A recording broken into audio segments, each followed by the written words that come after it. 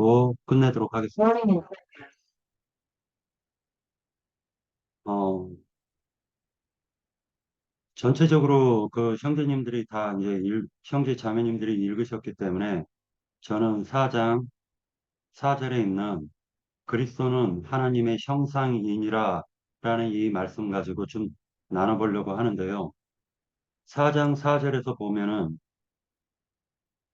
그 중에 이 세상의 신이 믿지 아니하는 자들의 마음을 혼미하게 하여 그리스도의 영광의 복음의 광채가 비치지 못하게 함이니 그리스도는 하나님의 형상이니라 이렇게 되어져 있는데 여기에서 보면 영광, 광채, 형상이라는 이 세 가지 말이 나오는 걸 알 수가 있습니다. 이 영광이라는 말과 광채라는 말과 형상이라는 말은 우리가 그냥 그 인간적인 그러한 생각과는 성경에서 의도하고 있는 말씀하고는 상당히 다르다라고 생각이 듭니다. 특히 광채라는 이 말은 하나님께서 창세기 1장 3절에 보면은 빛이 있으라 하시며 빛이 있었고 라는 이 말씀이 있는데 그 말씀이 지금 4장 4절에서 광채라고 표현한 것으로 보여지고 그리고 드러낸다 라는 것도 광채에 포함이 되는 말이라고 보면 될 것 같습니다. 그리고 영광이라는 말은 세상 기독교계에서 영광을 돌린다라고 얘기를 하지만은 이 영광의 의미는 생각하다에서 파생된 말입니다.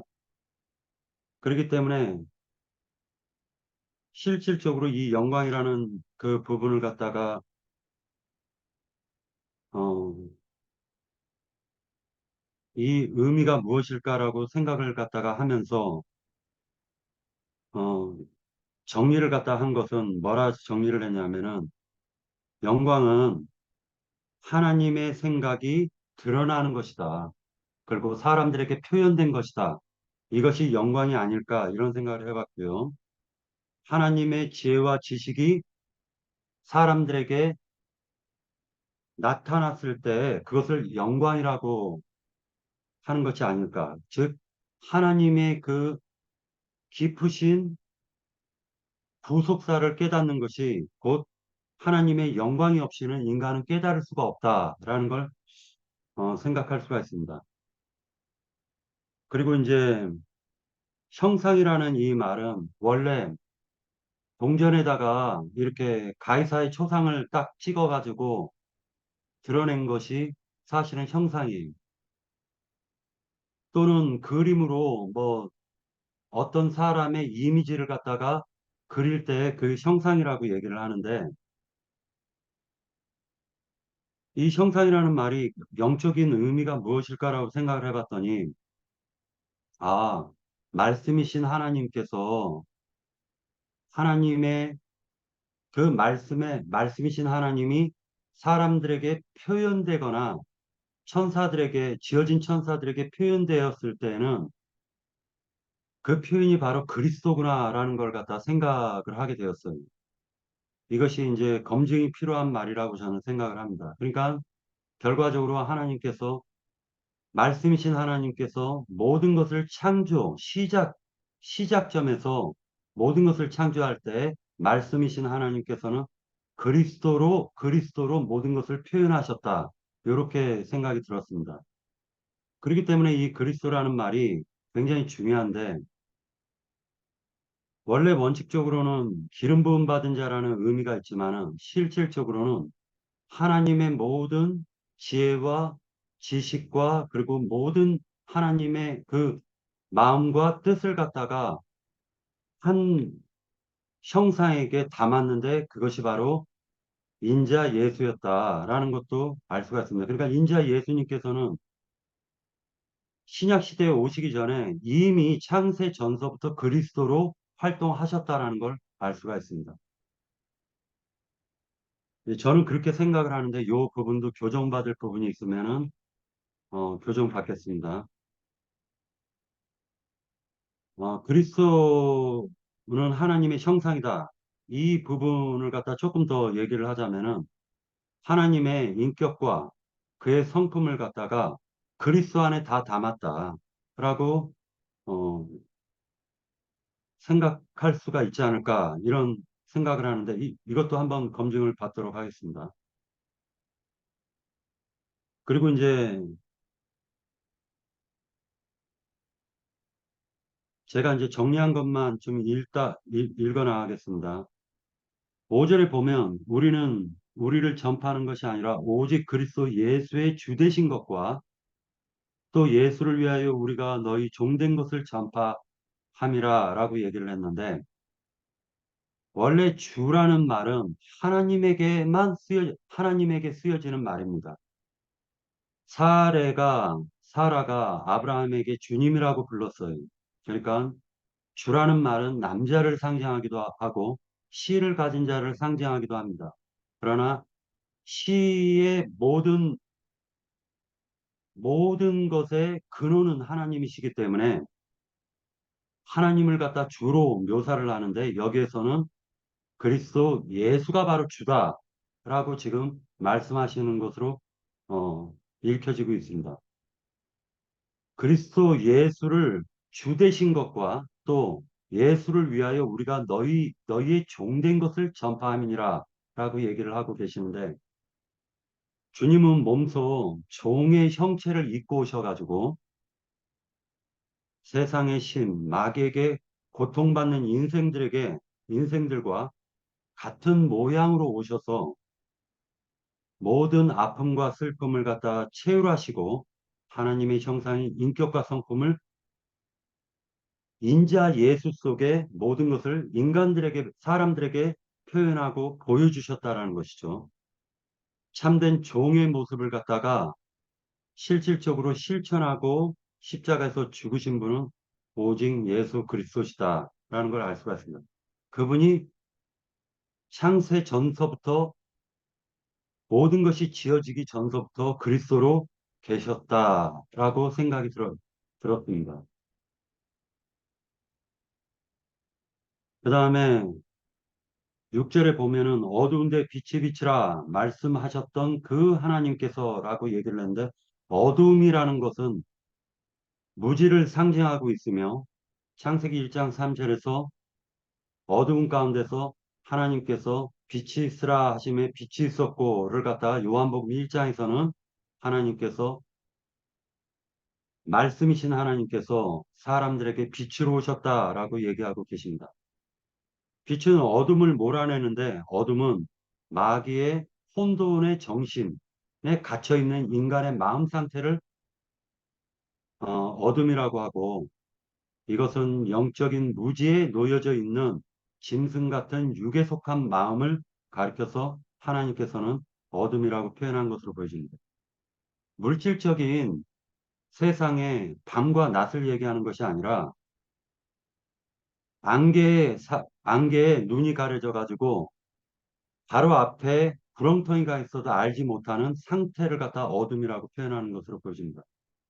이것을 갖다가 3장에서는 수건이라고 표현을 했고 이것은 영적 무지 상태를 얘기하며 빛이 임하면은 수건이 거치는 것은 어둠이 어둠을 몰아내시는 것을 얘기하고 그때서야 그리스도의 얼굴이 나타나는데 그것을 하나님의 영광이 인생들에게 미쳤다라고 표현할 수가 있겠습니다.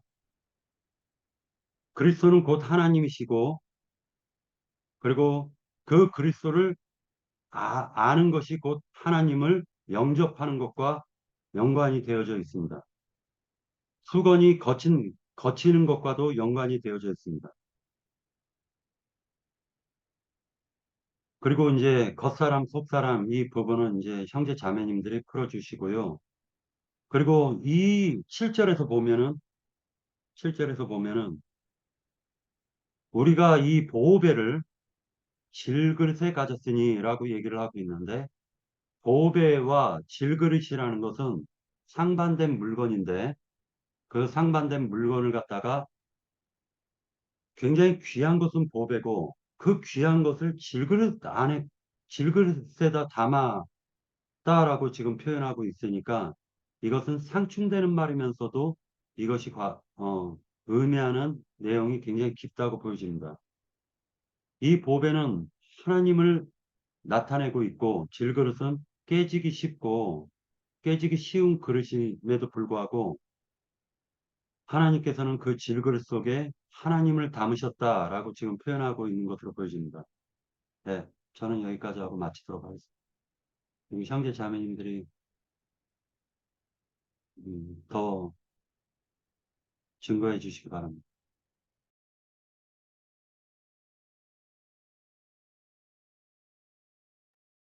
예, 오늘 이런 말씀 중에 그 아주 그 초기 초신앙에서부터 이렇게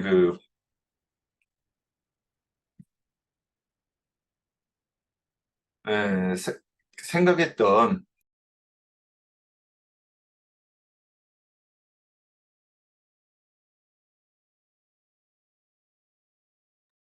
예, 부분을 나눠보고 싶습니다. 그 10절에 우리가 저기 9절부터 예, 9절부터 박해를 받아도 버림받지 아니하며 거꾸러뜨림을 당하여도 망하지 아니하고 우리가 항상 예수의 죽음을 몸에 짊어지고 예수의 생명이 또한 우리 몸에 나타나게 하려 함이라. 우리가 살아있는 자가 항상 예수를 위하여 죽음에 넘겨지면 예수의 생명이 또한 우리의 죽을 육체에게 나타나려 함이라.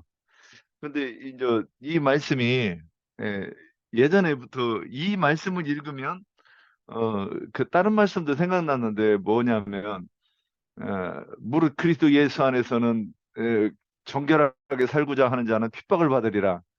이제 저도 옛날에도 저도 그 같은 신앙인들 중에서도 이제 우리가 기복신앙을 많이 제가 처음에 시작할 때만 해도 기복신앙에 대해서 질타를 많이 했었어요.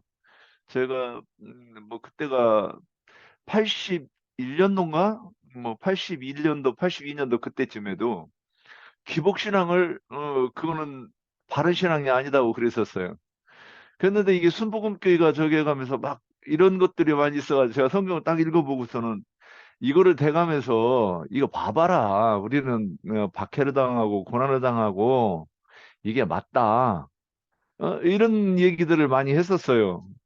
근데 이제 뭐 물론 그게 근데 그거하고 여기하고 연관을 시키면서 저는 이제 그런 생각을 했었어요.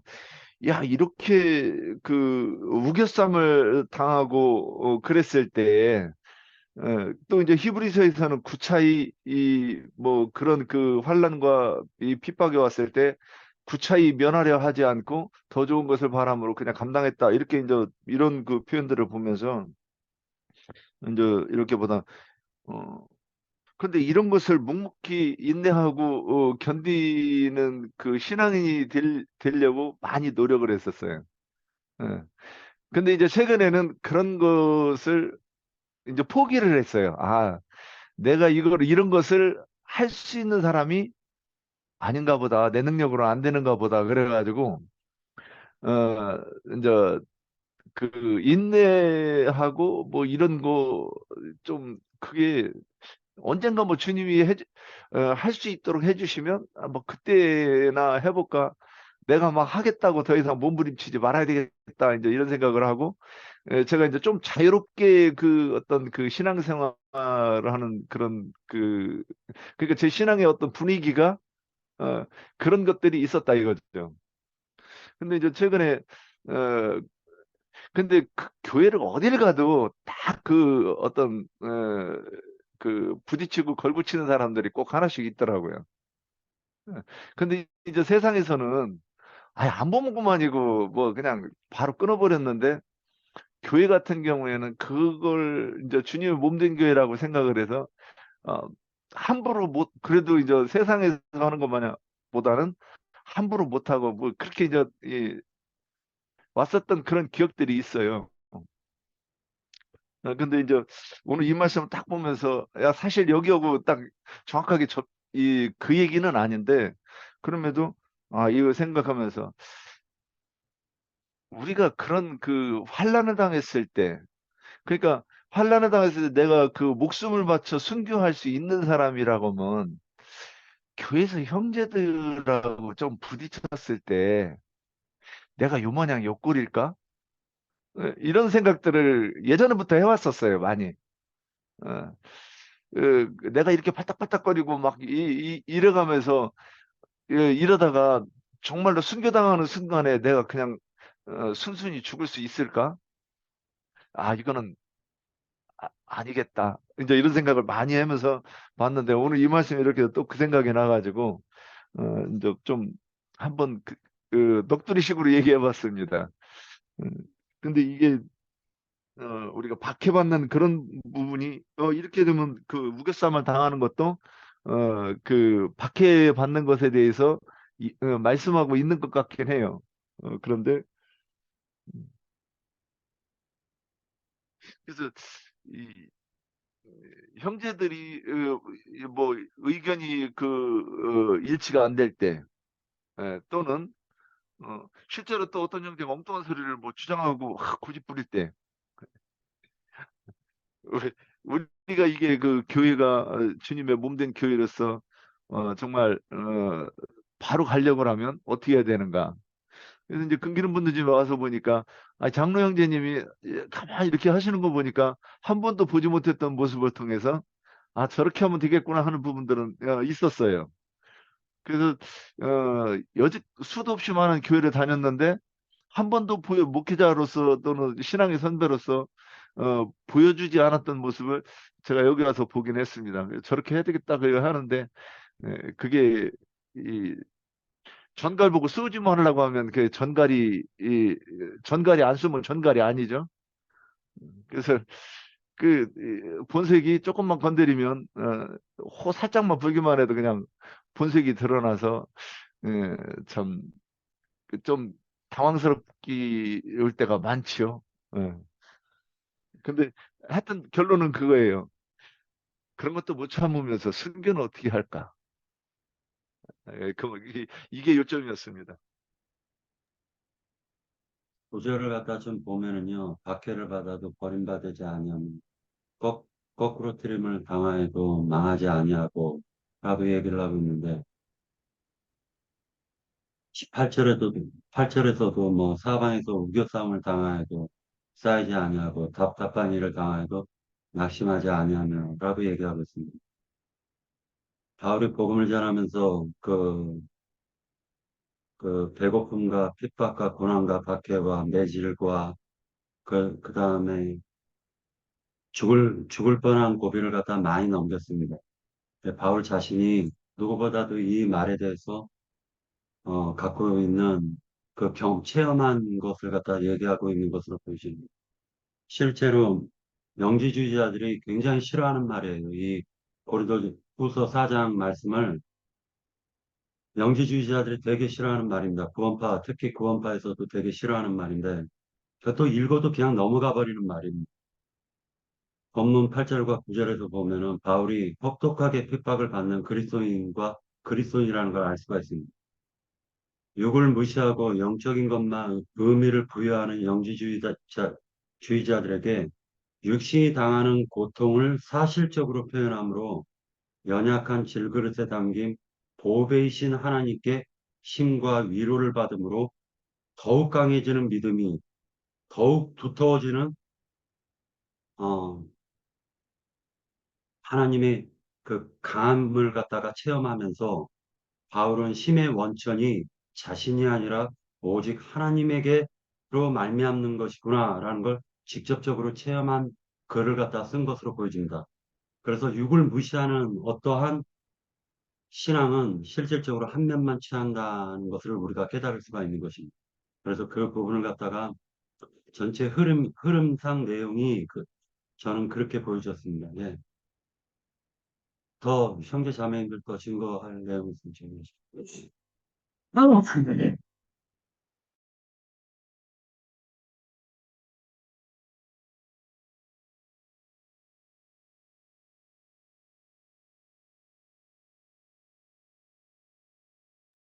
그 2절에 제가 여기 못 들어서 그러는데 진리를 나타내므로 하나님 앞에서 각 사람의 양심에 대하여 스스로 추천하노라 그랬어요. 이 말이 좀 조금 어려운 것 같아요. 근데 이제 그 앞에서 우리가 천거서를 가지고 너희에게 나가랴 그랬어요. 그 천거서를 가지고 나가는 사람들은 사실 예루살렘에서 야고보에게 천거서를 받아가지고 왔다는 얘기잖아요. 근데 여기서 이제 그 진리를 나타내므로 그랬어요. 하나님을 그 앞에 속임으로 행하지 아니하며 하나님의 말씀을 혼잡하게 하지 아니하고 오직 진리를 나타내므로 하나님 앞에서 각 사람의 양심에 대하여 스스로 추천하노라 그랬는데 이거 박형제님 이거 저기 아까 언급했습니까?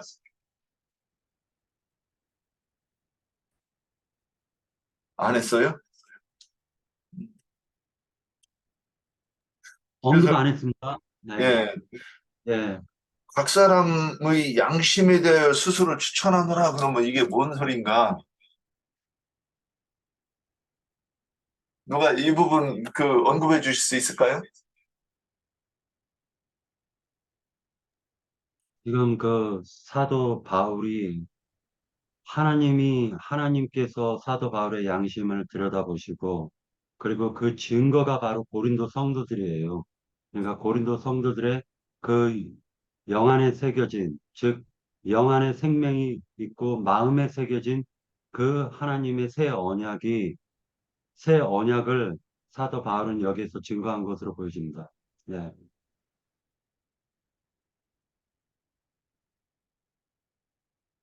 또 누가 언급을 해주시면 말이 그러니까 끊겨가 잘 못 예, 알아들었어요. 뭐 또 누가 이제 언급을 해주시면 한번 좀 들어오려고. 여기서 양심 얘기하면 양심이 두 가지라고 저는 이렇게 어, 정리를 해요. 어, 그러니까 그 천연적인 사람의 양심이 있죠. 그래서 이 양심을 따라서 옳다 그러다 항상 사람들이 진리를 알기 전에는 어, 거기에 따라 사는 거죠. 평생을. 그런데 여기서 성경에서 말하는 양심은 이 진리로 살아난 그 양심을 선한 양심이라 그러지 않는가.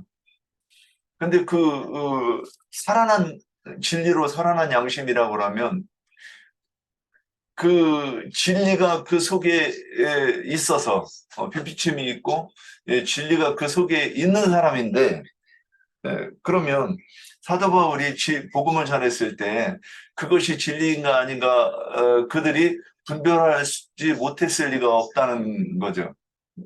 그러면 사도 바울이 입에서 나오는 말씀이 진리인지 그게 이 불의한 불법인지 분별을 했으면 이 사람이 하나님께로부터 온 사람인지 아닌지 스스로 판단할 수 있다.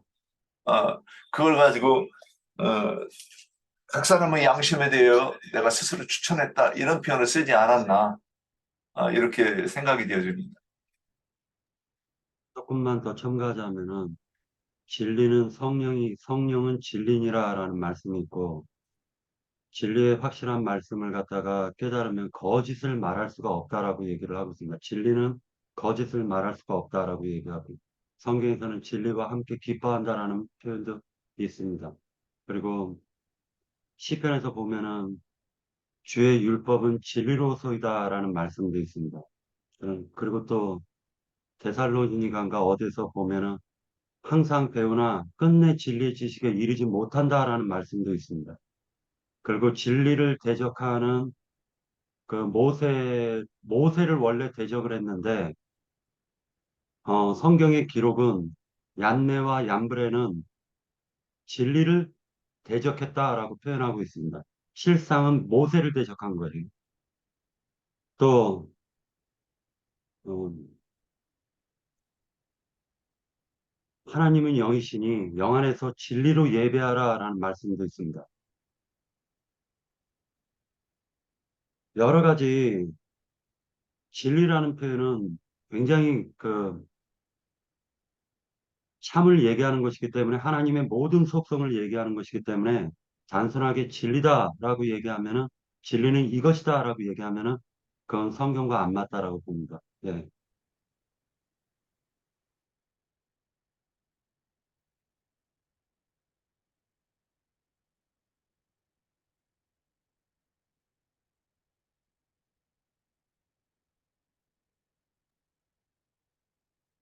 홍석인 형제님 뭐 하실 말씀 없나요?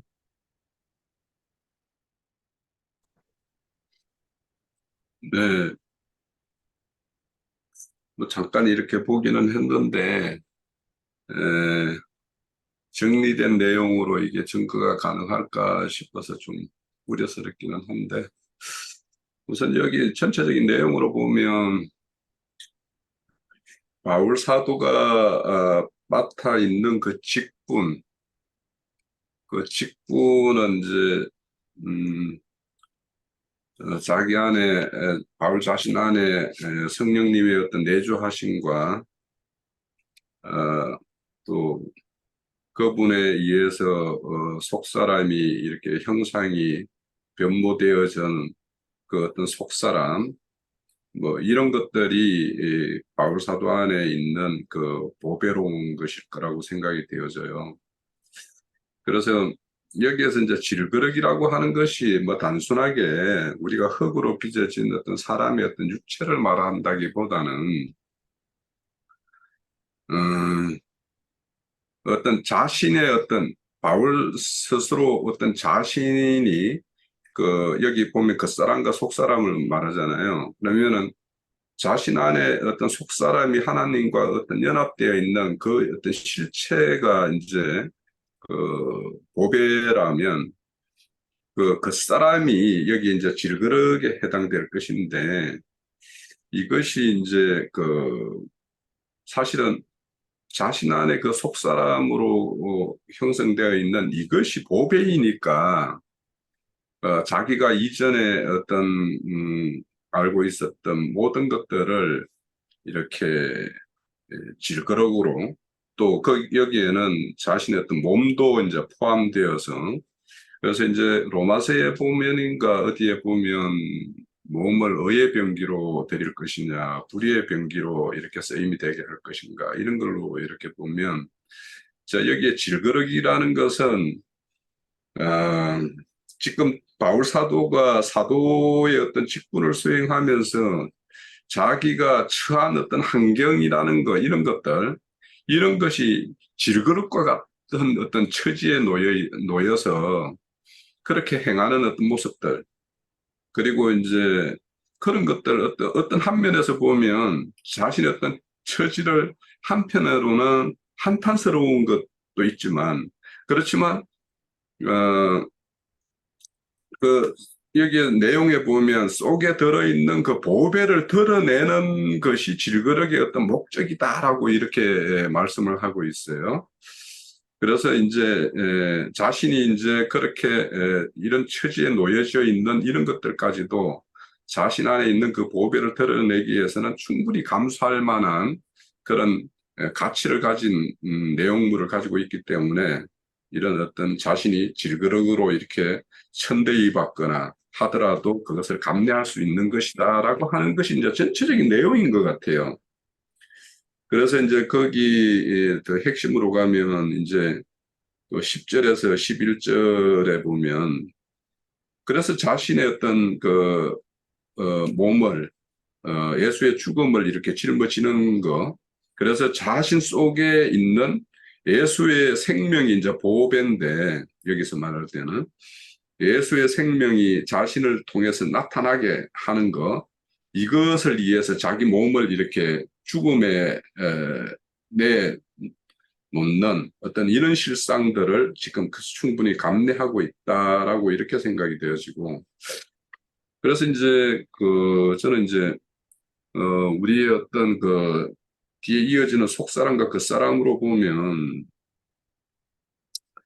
속사람은 영과 혼의 어떤 내용물이고 그것은 영원한 것이라면 몸이라는 것은 잠시 잠깐인데 이런 어떤 그 잠시 잠깐인 것과 영원한 것을 이렇게 조합해서 이 땅에 보냄을 받아서 이 직분을 수행하게 한 것은 그 질거럭이라는 것은 깨어질 것이 딱 예정되어 있는 거예요. 그죠? 그러면 그 깨어지기 예정되어 있는 그것을 아무런 어떤 자신이 이 직분을 수행하는데 어떤 제한의 요소가 되지 않는다라고 하는 것이 이제 바울 사도의 어떤 신앙적인 어떤 고백같이 들리고요. 결국에는 이제 그 거룩이라는 것은 그 어떤 것을 담는가에 따라서 그 가치가 또 함께 이렇게 매김이 되는 것이니까 그래서 우리가 비록 보잘것없고 여기 보면은 이제 1절에 보면은 이 직분을 받아 긍휼하심을 입은 대로 낙심하지 아니하고 이렇게 이야기하는 걸 보면 그 스스로의 어떤 바울 사도 자신은 이렇게 전혀 하나님의 어떤 이런 직분을 수행할 만한 어떤 그런 것이 아님에도 불구하고 하나님이 이런 직분을 수여해 준 것들 이것이 하나님의 어떤 창조자의 어떤 능력에 의해서 된 것인데 그 긍휼을 입었기 때문에 그런 자격이 없음에도 불구하고 이 일을 수행할 수 있게끔 하게 하신 그것의 어떤 가치를 생각하면 자신은 지금 이런 처지 이런 그 사역에서 따르는 어떤 그런 수고 또 위험 이런 것을 얼마든지 이렇게 이겨내고 있는 어떤 자신의 어떤 내용을 이렇게 추천한다. 여기에 보면 양심에 따라서 추천한다. 이렇게 말씀을 하고 있는 것 같아요. 그래서 우리도 사도가 어떤 것을 이렇게 받았기 때문에 이런 어떤 자신을 온전히 드리는 어떤 이런 사역을 했는가라는 것과 바울 사도가 보배라고 생각하는 것과 우리가 이렇게 가지고 있는 것을 그 가치 매김을 얼마만큼 가치 매김을 하고 있는가 이런 것들을 좀 잘 비교해 볼 필요가 있다. 정말 사도가 보배라고 하는 것만큼 우리가 그만큼 보배라고 여기고 있고 그것을 위해서 자신이 깨어질 것을 전혀 두려움 없이 이렇게 행할 수 있는 이런 것이 우리 스스로가 다 준비되어 있는가 이런 것들을 좀 사장을 보면서 내가 그런 게 준비되었나 이런 생각을 좀 하면서 내용을 봤습니다. 네. 제가 조금만 더. 그 하나님의 형상, 예수 그리스도는 하나님의 형상이라고 그랬는데, 그 형상에 대해서 좀 한번 나눠보고 싶어서요. 그 형상 그러면, 뭐 주상, 우상도 그 형태가 있죠. 그러니까 우상이 표상적으로 하면 깎아서, 뭐 아스타로 신상이나 바알 신상이나 뭐 불상이든 이제 깎아서 놓는단 말이죠. 그러면 누구든지 볼 수 있죠. 그래서 어디 가면 막 누워있는 부처님이 계신데 이 와불께서 막 이렇게 얘기하는 걸 이렇게 이제 들어볼 수 있어요. 그러면 이 부처를 잡아 때려놔가지고 이제 누워있는 거예요. 그러면 그 뭐 어디 가면 막 그 와불이 얼마나 큰지 이렇게 사람들이 보면 이게 봤으니까 얘기하는 거예요. 거기 가서 본 사람은 얘기할 수 있는 거예요. 예. 그래서 옛날에 뭐 서울 가본 사람하고 안 가본 사람하고 싸우면 안 가본 사람이 이긴다. 그 싸우는 내용이 뭐냐? 서울의 남대문에 가보니까 대문 문턱이 뭘로 돼 있더냐? 이제 뭔 나무로 돼 있더냐? 그러는 거예요. 가본 사람은 남대문은 대문 문턱이 없는데 그러면 이제 안 가본 사람들이 반대 나머지는 야 문턱 없는 대문이 어디 있어? 그러면 이제 이기는 거예요 그냥. 예. 그렇죠. 대문 문턱 있어야 되는 게 상식이잖아요. 이치고. 그런데 그 소나무로 돼 있던 참나무로 돼 있던 게 이렇게 얘기를 했어야 되는데 문턱이 없다 그러니까 이게 상식 없는 사람이 되어버리는 거예요. 그러면 이처럼 우리가 어떤 무엇인가를 내가 본다고 하는 것은 이제 육신의 눈으로 보는 것은 육신의 눈으로 볼 그 물질 세계인 거죠. 근데 오늘 여기서 예수 그리스도는 하나님의 형상이다 그러면 하나님은 영이시라고 딱 그래놓고 나서 그러니까 이게 문법적으로 보면 이 성경은 말도 안 되는 말을 쓴 거예요. 하나님은 영이시다 그렇게 딱 정의를 해놓고 나서 하나님의 형상에 대해서 얘기를 하면 이건 정신없는 사람이 하는 거죠. 그런데 그러면 또 하나님의 형상은 예수 그리스도는 하나님의 형상이다 그랬으면 이제 나이디님 언급했듯이 그러면 예수 그리스도의 그 형상에 대한 사진이나 또는 그림이 있어야 되잖아. 확인할 수 있잖아요, 우리가. 그런데 전 세계 어디에서도 예수 그리스도의 얼굴을 그려놓은 초상화나 사진은 없는 걸로 알고 있어요. 그러면 이게 누가 어떤 그림을 가지고 와서 사진을 가지고 와서 이게 예수의 얼굴이라고 이 사진이 하나님의 형상이라고 그러면 그럴 수도 없고 또 그렇게 얘기한다고 해도 그건 아무도 안 믿는 거죠. 그런데 여기서는 성경에 자신 있게 예수 그리스도 하나님의 형상이라 그랬다는 거죠. 그럼 이 형상은 뭘 얘기하는 것인가? 그러니까 하나님이 어떠한 분이시라고 하는 것을 내가 이해하면 그게 예수 그리스도가 하나님에 대한 어떠하심을 얘기하는 것이다. 저는 이제 일단 이렇게 이해를 해요. 그런데 그렇게 얘기해 놓고 나서 또 신약에서는 영접하는 자, 곧 그 이름을 믿는 자들 이렇게 얘기를 했단 말이에요.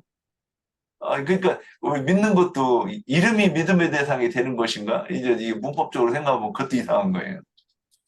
그냥 너무 많이 들으니까 그게 어떻게 이해되는 것처럼 받아들여지는 경지에 이르러 가지고 말도 안 되는 상황이 됐는데, 근데 그러면 또 신약에서는 뭐였냐? 예수가 그리스도 되신다 이렇게 얘기를 했단 말이에요.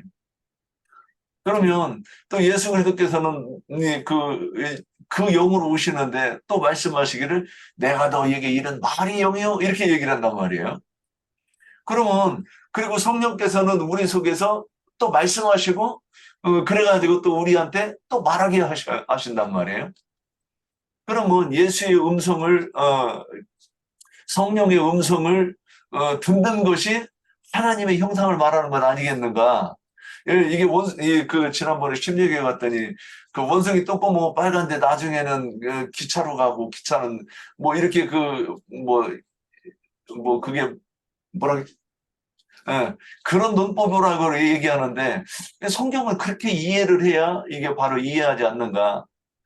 그래서 예수가 그리스도 되심을 이 말을 또 다르게 표현하면 예수가 그리스도 되심이 하나님의 형상이라고 얘기할 수 있지 않겠는가? 이제 이렇게 돼요. 그래서 그 이름을 믿는다고 하는 것은 예수님이 어떤 분이심을 내가 안다고 하는 건데 그것은 진리를 안다고 얘기를 하는 거죠. 그래서 내가 진리를 정확히 알면 그래서 우리도 그렇죠. 어떤 사람의 얼굴을 정확히 보면 이제 제가 나영재님을 처음 보면 얼굴이 생각이 안 나요. 집에 와 보면. 그래서 나중에 계속 보면 이제 눈 감고도 그릴 수도 있는 그런 상황이 될 수도 있죠. 너무 이 특징을 알으니까. 근데 이 형상이라고 그러는 것도 이게 이제 표상으로 이렇게 됐는데 실제로 얘기하는 것은 뭐냐? 진리를 정확하게 알으면 그것이 하나님의 형상이다 이렇게 말하는 것 아닌가? 이거 짧게 하려고 했는데 이렇게 길게 됐습니다. 그래서 진리를 내가 바로 알으면 하나님의 형상을 본 것이다 이렇게 말하는 것 아니겠는가? 네, 여기까지입니다. 네. 고린도전서 11장 7절에 보면은 남자는 하나님의 형상과 영광이니 그 머리를 마땅히 가리지 않거니와 여자는 남자의 영광이니라라고 기록되어져 있는데 이런 부분도 좀 우리가 참고해서 생각해 볼 필요가 있을 것 같고요. 이제 시간이 많이 됐으니까 장로희 선생님께서 이게 사장이 상당히 어려운 부분인데 좀 정리해서 좀 알려주시고 또 예, 다른 것도 얘기하실 겁니다. 예. 그리스도는 하나님의 형상이라는 것은 그 하나님의 인격을 말씀하시는 것 같아요. 이게 그 하나님의 마음을 우리가 알지 못하면 하나님의 형상을 알지 못하죠. 이게 빌립이 그 요한복음에 보면 그 주님 예수님과 그렇게 10년 반이나 따라다녔으면서 여전히 예수님께 질문을 했잖아요. 이게 예수님께 우리에게 아버지를 구해달라고 그랬을 때 예수님이 그러셨잖아요. 나를 본 것이 아버지를 본 것인데 또 아버지를 구해달라고 하냐. 그렇게 예수님이 말씀하셨는데 여기서 하나님의 형상이라는 것은 예수님이 모든 이 땅에 오셔서 모든 하시는 모든 것들은 이 아버지가 하신 거잖아요. 아버지와 함께 하셨고 예수님이 혼자서 다 모든 것을 하신 건 아니고 아버지가 내 속에 계심으로 아버지가 일하시니까 나도 일한다 이 말씀하신 것처럼 이제 그리스도의 형상이라는 것은 이제 주님의 인격 이게 주님에 대해서 모든 것을 그 빛을 비쳤을 때 우리 마음에 그 질그릇에 보배를 담았다고 하는데 마음에 빛을 비쳤을 때 하나님에 대해서 계시를 받았을 때 그 하나님 주님에 대해서 모든 것을 다 알게 되잖아요. 깨달았을 때 빛을 비쳤을 때 그러니까 하나님의 형상을 알게 되는 것이죠. 하나님의 형상과 모양은 이제 우리가 자신의 그 혼의 영의 구속을 받고 혼의 구원을 이루고 온전한 가오스가 온전한 구원을 이뤘을 때 하나님의 형상과 모양으로 만들어지는 과정이잖아요. 우리도 지금 혼의 구원을 이루어 가는 것이 이 장성한 분량에 이르렀을 때 그 그리스도의 형상과 모양으로 이게 만들어지는 것 같아요. 그리고 이제 질그릇을 잠깐 아까 말씀하셨는데 그 질그릇에 보배를 담았다고 한 것은 우리 질그릇을 무조건 깨뜨려야 되는데 여기는 질그릇에 보배를 담았다고 그랬어요.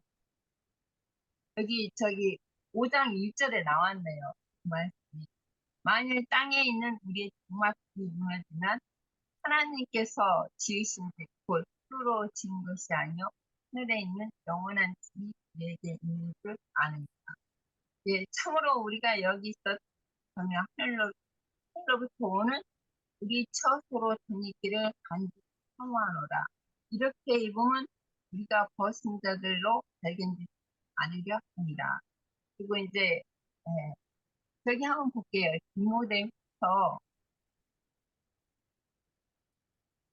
디모데후서 2장 20절에 보면 큰 집에는 은그릇과 금그릇이 있을 뿐 아니라 나무 그릇과 질그릇도 있어 뒤에 있을 것도 있고 천에 있을 것도 있나니 그러므로 누구든지 이런 것에 자기를 깨끗하게 하면 뒤에 쓰는 그릇이 되어 거룩하고 주인의 쓰기에 합당하며 모든 선한 일에 준비함이 되리라.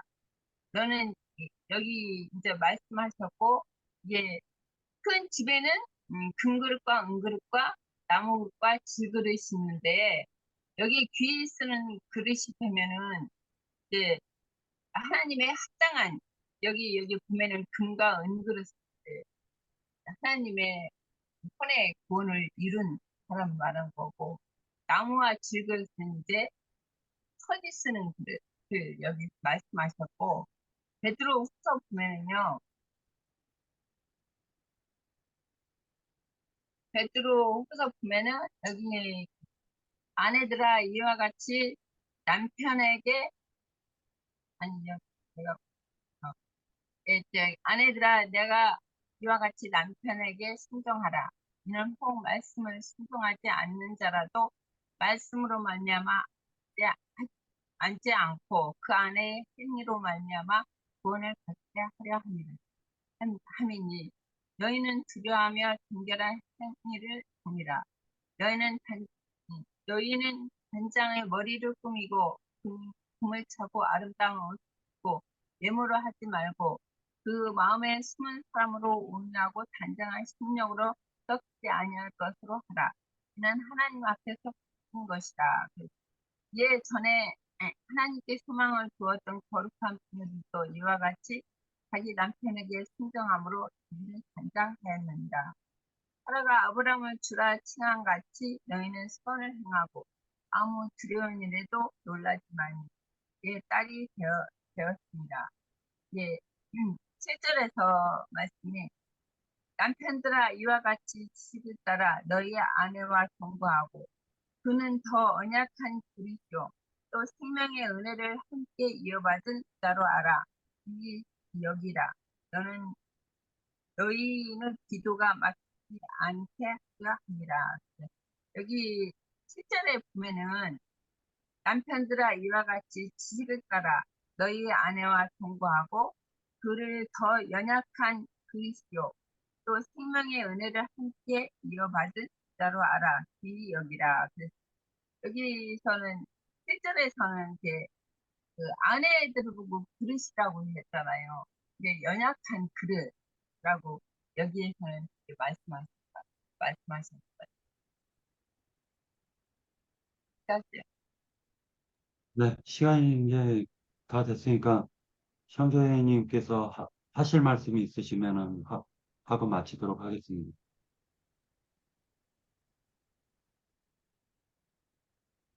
여기 오늘 우리 형제들 말씀 나누는 걸 이제 가만히 듣다가 무슨 생각을 하게 됐냐면 그 보배라는 그 용어에 대한 생각을 좀 하게 됐어요.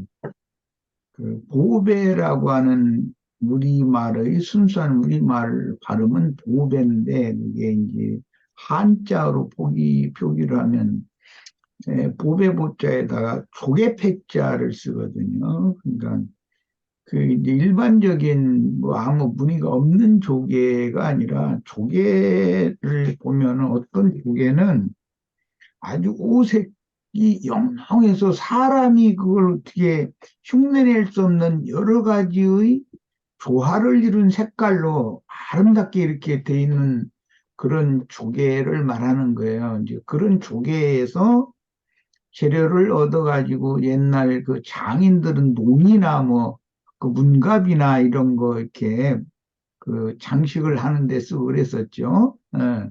지금도 뭐 그런 거 하는 분들이 있는지 모르지만 그래서 그 원래는 그 보패인데 패라고 발음하지 않고 보패라고 한국말로 이게 발음이 이렇게 바뀌어진 거예요. 이제 그 단어를 이렇게 생각을 하면서 이 질그릇에 모배를 담으신 하나님의 창조에 대한 그 놀라움에 대해서 감탄하는 표현을 바울 사도가 했는데 그 모배는 말할 것도 없이 가장 아름답고 사람이 흉내낼 수 없는 그리스도의 모습을 형상화한 그런 표현이라고 생각되고 창조 세계에서 보면 원래 모든 물질 세계라는 것은 질그릇이라고 하는 것은 더 큰 돌그릇을 들 수는 없는 것이거든요. 그런데 더 큰 돌그릇을 작은 질그릇 속에다가 넣을 수 있는 조물주가 그게 전능성이란 말이에요. 물질이라고 하는 어떤 병이면 병, 뭐 접시면 접시, 종객이면 종객이, 대접이면 대접, 그 한계에 들어갈 수 있는 것만 담을 수가 있는 것인데 질그릇이라고 하는 것은 이제 우리 사람을 말한 것인데 첫 아담을 흙에서 지은 이거 티끌 인생을 말하는 건데 그런 뒷글 인생 속에 만유의 대주제이신 하나님 자신, 또 만물과 만상과 만사와 모든 만유를 다 담고도 그릇을 다 채울 수 없도록 이렇게 창조를 했다는 게 이게 신비다는 거예요.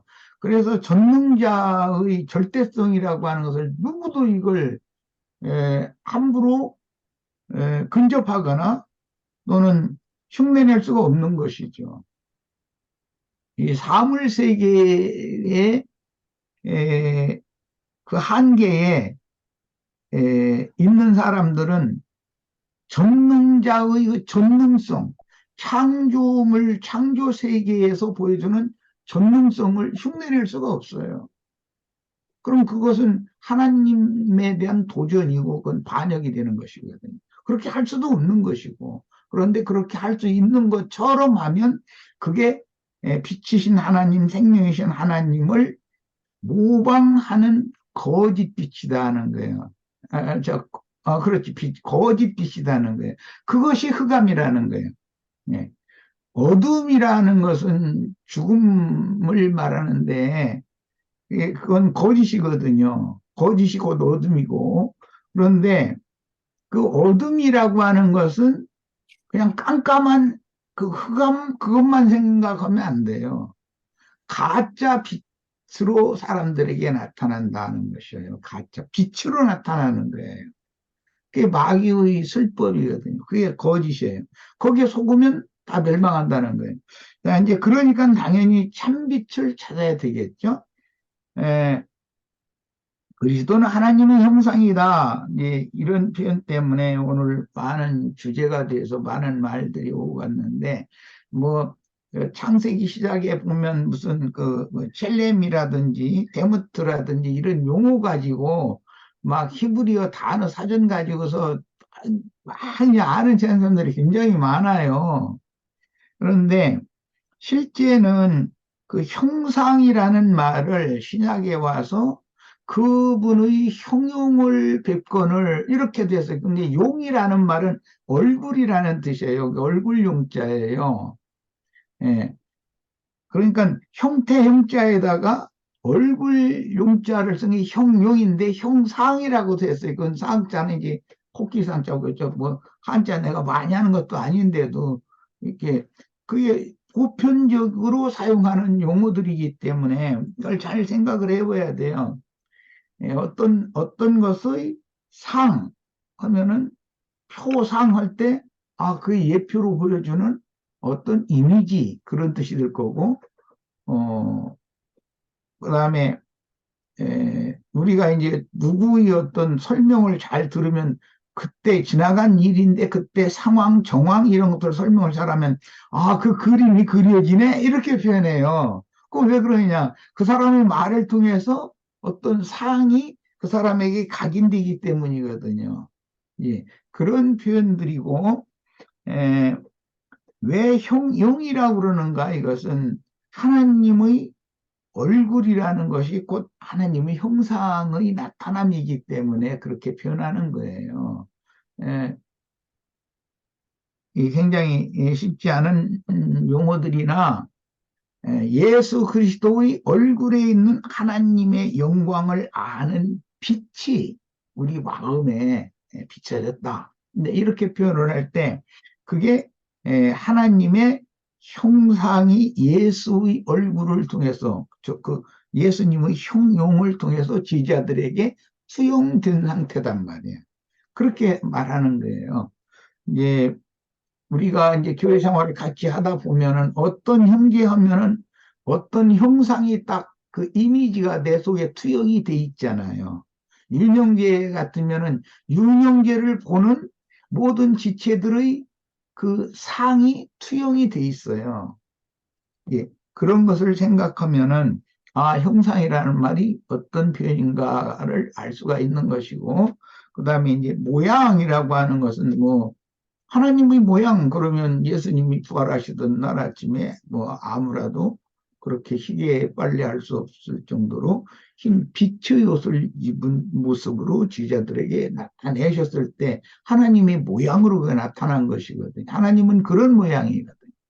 예. 이게 그것이 다 영적인 세계를 인간이 사용하는 말로 표현을 해야 되기 때문에 그렇게 좀 난해한 그런 표현들을 할 수밖에 없게 된 것인데, 우리는 어쨌든 예수님의 어떠하심을 우리는 글만 읽고 성경을 가르침만 받았는데도, 아, 예수님이라는 분이 이런 분이었구나, 이런 분이셨구나. 이게 하나님의 형상과 하나님의 모양이라면, 아, 그러면 예수님은 이런 형상이요, 이런 모양이었겠구나라는 것이 내 그 사람의 영이 있기 때문에 나의 영에 빛이 임해가지고 투영이 되거든요. 그런 것이단 말이야. 그리고 에,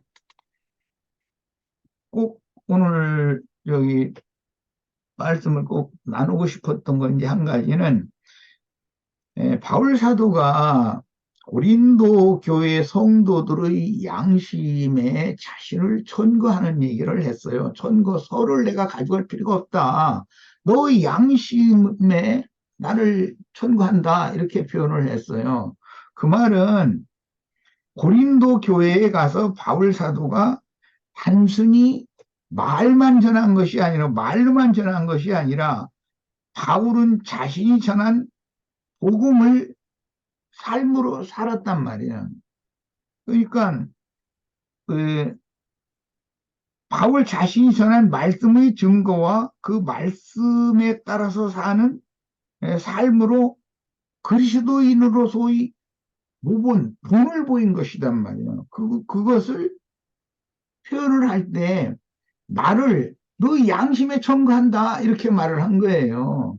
이것은 우리들이 이제 신앙생활에서도 어떤 사람은 말은 너무 유창하고 듣기 좋은 말을 잘 구사를 잘 하는데도 듣는 사람들의 마음에서 이렇게 따뜻하게, 뭐 꼭 따뜻하기보다는 이렇게 다 온전히 그 사람을 이렇게 수용하고 그 사람을 이해하고 받아주고 그렇게 못할 수도 있는 것이거든요. 말을 아주 유창하게 잘하는 사람인데도, 말기술이 있음에도. 왜 그러는가? 그것은 그 사람들 속에 바울 사도라는 사람이 어떤 사람이라는 것을 수용시켜주지 못했다는 말이거든요. 그런데 말을 잘했어도 삶이 그게 아니었기 때문에 거부하는 거예요. 그런 경우도 얼마든지 있을 수가 있고, 그래서 천거라는 것은 하나님 자신으로부터 계시받은 그 말씀을 따라서 삶으로 본을 보이면서 말씀을 가르쳤다라는 뜻인데, 궁극적으로는 영적인 그 바울이라는 사람의 생각, 그 사람의 영적인 말, 그 다음에 믿음을 따라서 사는 삶, 행위, 이것이 일체를 이뤘기 때문에 당당하게 나를 너 양심에 천거한다 이렇게 말을 한 거예요. 그러니까 우리도 다 바울처럼 그렇게 우리의 전도를 받은 어떤 성도들에게 바울처럼 그렇게 내가 무슨 누구로부터 난 이런 사람이라는 선거서, 바울 사도가 그 사울일 때는 그 제사장들한테 천거라는 게 이제 위임장 받았다는 말인데, 임명장, 목사증이죠, 오늘날로 말하자면. 그 증명서 가지고 다녔던 거예요.